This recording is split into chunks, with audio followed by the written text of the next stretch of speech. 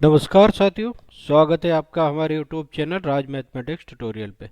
आज मैं आपके लिए लेके आया हूँ यूपी आर ओ में अब तक के आए हुए हिस्ट्री इतिहास के प्रश्नों को, जो इसमें डिटेल्ड सॉल्यूशन के साथ आपको बताए जाएंगे। इसमें विस्तृत व्याख्या की गई है जिससे कि आपके कई सारे प्रश्न तैयार होंगे। प्रश्न कुछ इस प्रकार के होंगे: किस प्रकार के राजवंश ने 19वीं नवीं 10वीं शताब्दी के दौरान भारत में अरबों की उन्नति को रोकने में महत्वपूर्ण भूमिका निभाई? चलिए शुरू करते हैं। UP R O history question number first है, निम्नलिखित में किस राजवंश ने 9वीं 10वीं शताब्दी के दौरान भारत में अरबों की उन्नति को रोकने में महत्वपूर्ण भूमिका निभाई? गुप्त वंश है, चोल वंश, पाल वंश, गुर्जर, प्रतिहार वंश। तो दोस्तों इसका आंसर है ऑप्शन 4, गुर्जर प्रतिहार वंश। इसकी व्याख्या देख लेते हैं। गुर्जर प्रतिहार वंश उन्होंने 9वीं 10वीं शताब्दी के दौरान भारत में अरबों की उन्नति को रोकने में महत्वपूर्ण भूमिका निभाई है। नागभट्ट प्रथम गुर्जर प्रतिहार वंश का संस्थापक था। ये क्वेश्चन बहुत आता है कि किस वंश का संस्थापक कौन था, तो नागभट्ट प्रथम गुर्जर प्रतिहार वंश का संस्थापक था। मिहिर भोज सबसे शक्तिशाली प्रतिहार राजा थे। उसके काल में साम्राज्य काठियावाड़ से बिहार तक और कश्मीर से नर्मदा तक फैला हुआ था। उनके वर्चस्व को चंदेलों, कलचुरियों और सिंध के अरबों ने स्वीकार किया था। अब बाकी वंश हैं, इनके बारे में देख लेते हैं। चोल वंश, चोल वंश का संस्थापक विजयालय था, बहुत ही इंपॉर्टेंट है। चोलों के सबसे महान राजा राजा और उनके पुत्र राजेंद्र प्रथम थे। राज राजा ने तंजौर में बृहदेश्वर मंदिर, राज राजेश्वर मंदिर शिव को समर्पित का निर्माण करवाया था। ये भी स्टेटमेंट बहुत इंपॉर्टेंट है। राजेंद्र प्रथम ने उड़ीसा, बंगाल, बर्मा, अंडमान और निकोबार द्वीप समूह पर विजय प्राप्त की थी। उनके शासनकाल में चोल वंश अपने चरमोत्कर्ष पर था। ये प्रश्न आता है किसके शासनकाल में चोल वंश अपने चरमोत्कर्ष पे था, तो वो थे राजेंद्र प्रथम। स्थानीय स्वशासन चोलों के शासन की एक महत्वपूर्ण विशेषता थी। अब पाल वंश को देखते हैं। गोपाल को पाल वंश का संस्थापक माना जाता है। वह बंगाल का पहला स्वतंत्र बौद्ध राजा था जो 750 में गौर लोकतांत्रिक चुनाव द्वारा सत्ता में आया था। ये पहला ऐसा राजा था जो डेमोक्रेटिक इलेक्शन यानी कि लोकतांत्रिक चुनाव के द्वारा पाल वंश का संस्थापक बना था। गोपाल के बाद धर्मपाल शासक बना। उसने विक्रमशिला में प्रसिद्ध बौद्ध मठ की स्थापना की। यह नालंदा के रूप में प्रसिद्ध हुआ। गुप्त वंश की संस्थापना श्रीगुप्त था, संस्थापक श्रीगुप्त था। चंद्रगुप्त प्रथम महाराजाधिराज कहलाने वाले पहले व्यक्ति थे। लगभग 330 ईस्वी में समुद्रगुप्त उसके उत्तराधिकारी बने, जिन्होंने लगभग 50 वर्षों तक शासन किया। वह एक महान सैन्य प्रतिभा था और कहा जाता है कि उसने पूरे दक्कन में एक सैन्य अभियान की कमान संभाली थी और विंध्य क्षेत्र की वन जनजातियों को भी अपने अधीन कर लिया था। समुद्रगुप्त के उत्तराधिकारी चंद्रगुप्त द्वितीय, जिन्होंने विक्रमादित्य के नाम से भी जाना जाता था, ने मालवा, गुजरात, काठियावाड़ के व्यापक क्षेत्रों पर विजय प्राप्त की।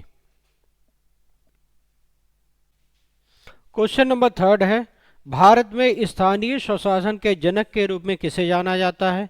Lord Dalhousie, Lord Canning, Lord ripen, Lord Mayo. तो दोस्तों इसका आंसर है लॉर्ड रिपेन।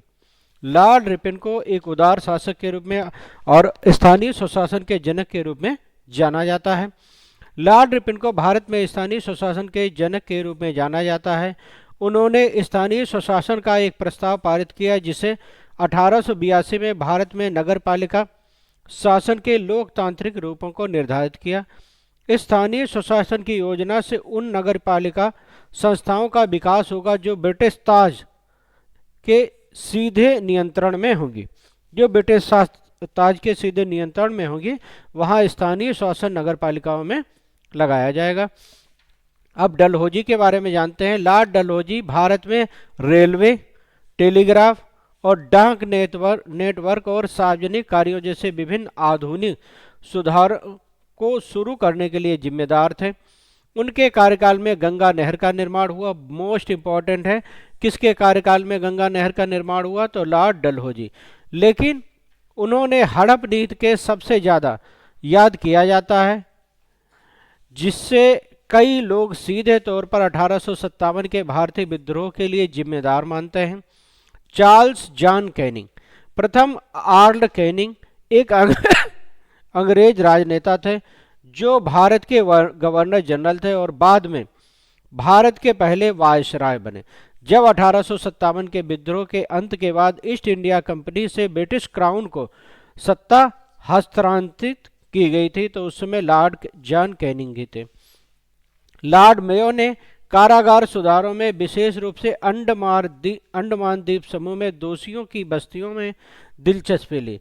उनके समय में सबसे महत्वपूर्ण कानूनी सुधार 1872 में भारतीय साक्ष्य अधिनियम पारित होना था।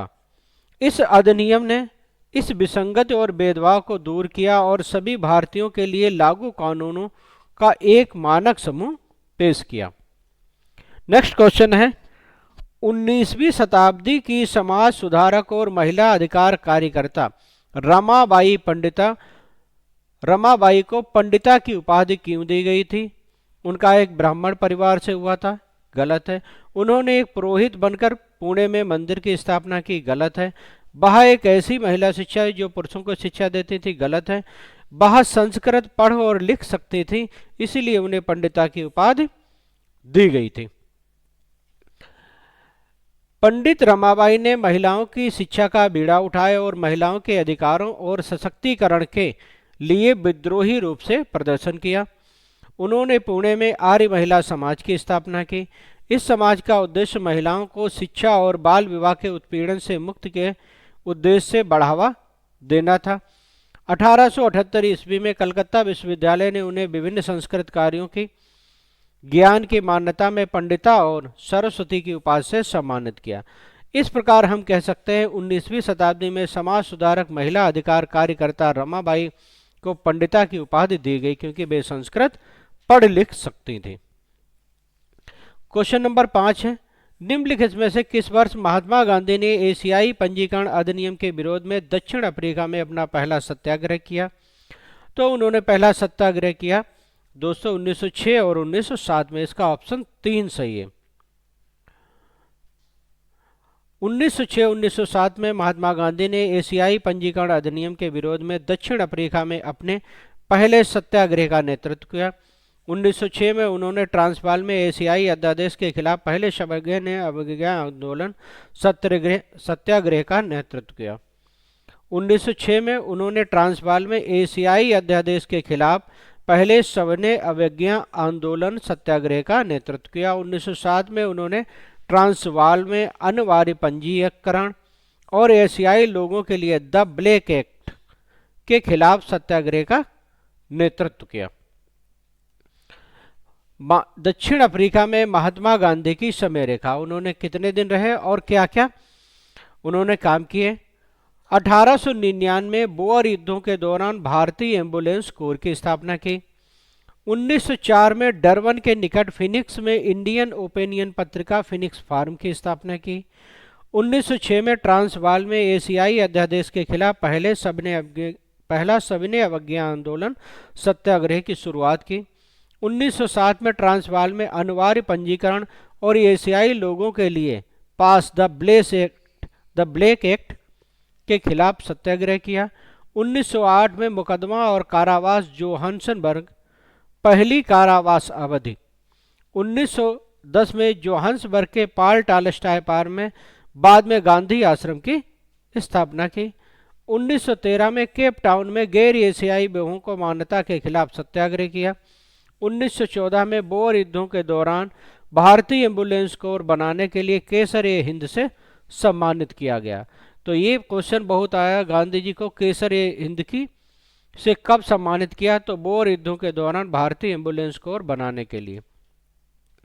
ठीक है, थैंक यू, धन्यवाद, मिलते हैं नेक्स्ट वीडियो में।